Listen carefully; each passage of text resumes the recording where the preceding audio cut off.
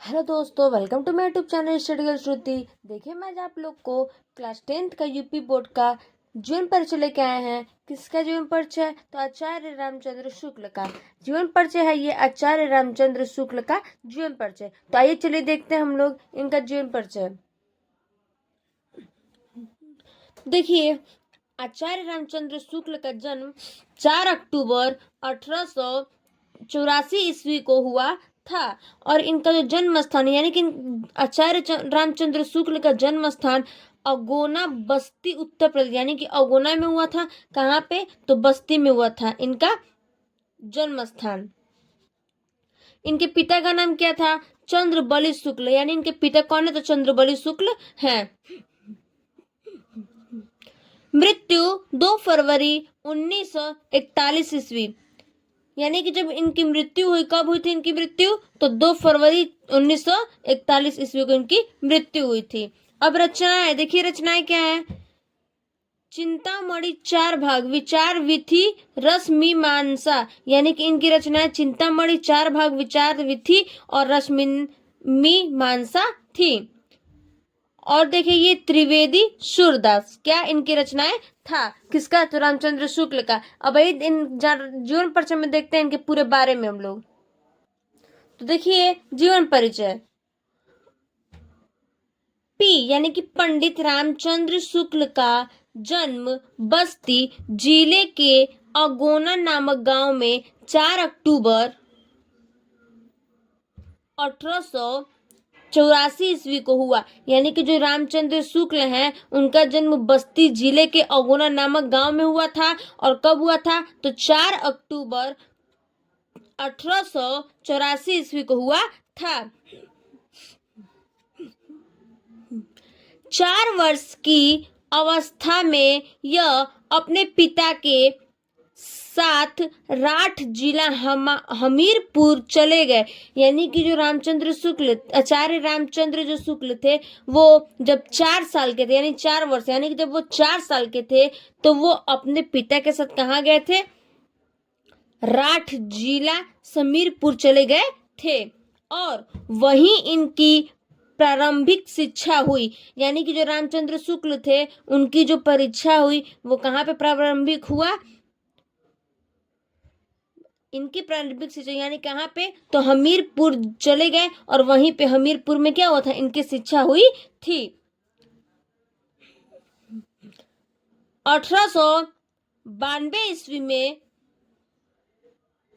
1892 ईस्वी में इनके पिता की नियुक्त मिर्जापुर सदर में कानूगो के पद पर हुई। यानी कि जब 1892 ईस्वी में इनके पिता की क्या हुई थी? नियुक्त मिर्जापुर सदर में क्या हुआ था? कानूगो के पद पर हुई थी। यानी कौन? तो आचार्य रामचंद्र शुक्ल कौन हुए थे? तो इनके पिता हुए थे। आचार्य रामचंद्र शुक्ल के पिता हुए थे। कब? 1892 ईस्वी को। मिर्जा कहाँ पे हुए थे? तो मिर्जापुर में हुए थे। पिता के साथ ये मिर्जापुर आ गए। यानी जो आचार्य रामचंद्र जो शुक्ल थे वो भी अपने पिता के साथ कहाँ आए थे? तो मिर्जापुर में आ गए थे। 1921 ईस्वी में उन्होंने मिशन स्कूल में फाइनल परीक्षा उत्तीर्ण करने के उपरांत प्रयोग के कायस्थ पाठशाला इंटर कॉलेज में, बोल रहे जो इनके पिता थे उनके अपने पिता के साथ तो मिर्जापुर आ गए थे। और जब 1921 ईस्वी में इन्होंने मिशन स्कूल से फाइनल परीक्षा उत्तीर्ण करने के उपरांत प्रयाग के कायस्थ पाठशाला इंटर कॉलेज में नाम लिखवाया। यानी कि ये मिर्जापुर में इनके जब पिता गए तो ये भी मिर्जापुर में क्या किए? कायस्थ पाठशाला में, यानी कि इंटर कॉलेज में नाम अपना लिखवाया। कायस्थ पाठशाला में उनमें जाकर के क्या किए? तो अपना नाम लिखवाए थे। फाइनल में किंतु गणित में कमजोर होने के कारण इंटर की परीक्षा नहीं दे सके। यानी कि जो आचार्य रामचंद्र शुक्ल थे ये जब इंटर की परीक्षा दे रहे थे तो उसमें गणित में क्या हुए थे? कमजोर थे और वो इंटर की परीक्षा नहीं दे सके। यानी कि गणित में, मैथ में यानी कमजोर थे तो उसमें कमजोर होने के कारण वो इंटर की परीक्षा में क्या हुए थे, फेल हो गए थे, यानी नहीं दे सके। बाद में हिंदी शब्द सागर के लिए वैतनिक सहायक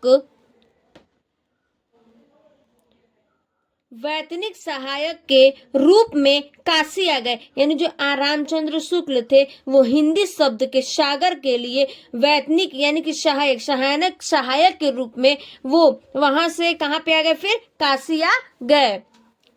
कुछ दिनों तक नागरी प्रचारिणी सभा पत्रिका का भी संपादन किया, यानी कि जो रामचंद्र शुक्ल थे वो कुछ दिनों तक क्या कहते, नागरी का यानी क्या कहते, प्रचारिणी सभा पत्रिका का संपादन किया था।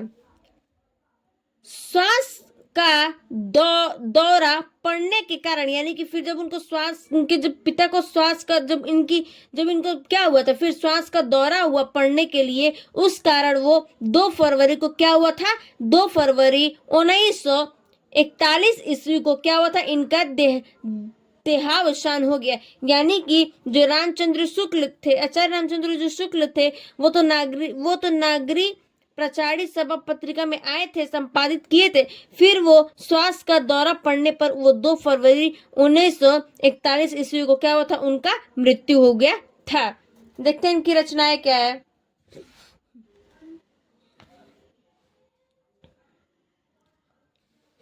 तो देखिए ये इनकी क्या है, निबंध में वो क्या क्या था उनका, चिंतामणि, जो चिंतामणि है ये रामचंद्र शुक्ल का है, और विचार विधि ये भी रामचंद्र शुक्ल का निबंध है, और सूक्ष्म दृष्टि ये भी क्या है, निबंध है किसका, तो आचार्य रामचंद्र शुक्ल का। अब आलोचना देखते हैं।